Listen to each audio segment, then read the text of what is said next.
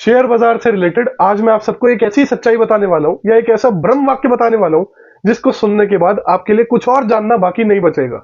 कोई किताब पढ़ने की जरूरत नहीं पड़ेगी, कोई कोर्स खरीदने की जरूरत नहीं पड़ेगी। बस वीडियो को पेशेंस से एंड तक देख लेना।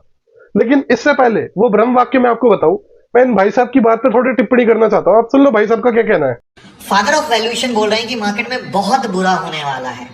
और ये है अश्वत्थ दामोदरन, जिन्होंने जोमेटो का सही वैल्यू 40 रुपए बताया था और स्टॉक वहीं तक आया, यानी अपनी वैल्यू को रिस्पेक्ट किया और तब ऊपर गया।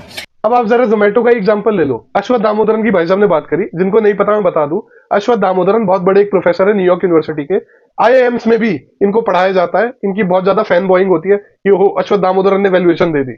तो जोमेटो जब लॉन्च नहीं हुआ था, जब उसका आईपीओ नहीं आया था, तब अश्वत्थ दामोदरन ने जोमेटो को वैल्यू करा था 41 रुपीज पे, खुद लिख रहे अपने ब्लॉग में।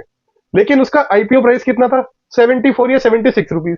और ओपन कितने में हुआ जोमेटो? 100 से ऊपर में।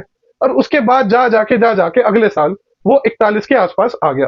तो अश्वत्थ दामोदरन ने तब दोबारा एक ब्लॉग लिखा और बोला कि यार मैं इसको खरीदूंगा 35-34 रुपए पे जब ये आएगा, as part of my diversified portfolio. मैं तब भी उसमें इन्वेस्ट नहीं करूंगा। तो भैया उसके बाद क्या जोमेटो कभी 34 पे आया? वो आया ही नहीं कभी। उसके बाद वो सीधा पहुंचा 300 के आसपास। माने अगर 2021 में आप अश्वत्थ दामोदरन की बात ना सुनते और जोमेटो में लगाते, तो 2021 से 2026 तक आप कम से कम 4 से 5 गुना अपनी इन्वेस्टमेंट का कमा चुके होते। ये लेकिन मेरा मेन पॉइंट नहीं है, ब्रह्म वाक्य नहीं है जो मैं आपको समझाना चाह रहा हूं।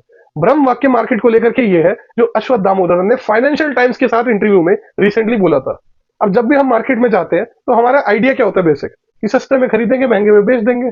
तो प्राइस को लेकर के कि किसी भी चीज का जो प्राइस है वो प्राइस कैसे है, क्या नहीं है, उसको लेकर के कुछ थ्योरीज होती है। तो एक बहुत ही डोमिनेंट थ्योरी है जिसको बोलते हैं efficient market theory. Efficient market theory ये कहती है कि भाई एग्जिस्टिंग प्राइस जो होता है किसी भी स्टॉक का या एसेट का, वो सारी अवेलेबल इंफॉर्मेशन को ऑलरेडी इनकॉर्पोरेट करता है। माने टेक्निकल एनालिसिस भी, मार्केट में अगर आपको लग रहा है कोई चीज अंडर वैल्यूड है, ओवर वैल्यूड है, उसके ये रिजल्ट आने वाले, वो रिजल्ट, सारी इंफॉर्मेशन को इनकॉर्पोरेट करता है। उसका रेजिस्टेंस ये, सपोर्ट ये है। तो एफिशिएंट मार्केट थ्योरी ये कहती है अनलेस एंड अनटिल आपके पास कोई सुपीरियर इंफॉर्मेशन ना हो जो बाकियों के पास नहीं है, आप उस प्राइस को बीट नहीं कर सकते। तो अश्वत्थ दामोदरन कहते हैं कि एफिशिएंट मार्केट थ्योरी से अगर आपका ये मतलब है कि markets can do no wrong और प्राइसिंग गलत नहीं हो सकती, तो कह रहे तो ऑब्वियसली ट्रू नहीं है। ये तो होता ही है, गलत प्राइसिंग होती है तभी रिसेशन आते हैं, अपवर्ड स्विंग्स आते हैं वगैरह वगैरह। लेकिन कह रहे अगर आप ये समझते हो कि मार्केट की मिस्टेक्स का फायदा उठाकर आप मार्केट को बीट कर सकते हो, तो आप वो भी नहीं कर सकते। मार्केट उस सेंस में एफिशिएंट है, and this is something that people don't even realise. आप माइकल बरी का एग्जांपल ले लो, कह रहा है एनवीडिया जो है वो बहुत ओवर वैल्यूड है। ठीक है, ओवर वैल्यूड होगी।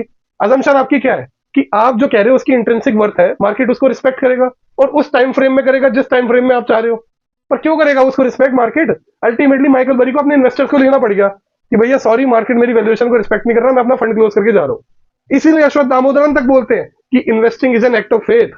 और ये जो दूसरे सेंस में मार्केट एफिशिएंसी है, इसी को ना समझने के कारण करोड़ों लोगों ने अपने करोड़ों पैसे बहा चुके अभी तक मार्केट में, क्योंकि मार्केट ने मिस्टेक करी है, पर हम उसका फायदा उठाकर मार्केट को बीट कर सकते हैं। तो अब वो भी नहीं कर सकते। उस सेंस में मार्केट एफिशिएंट है।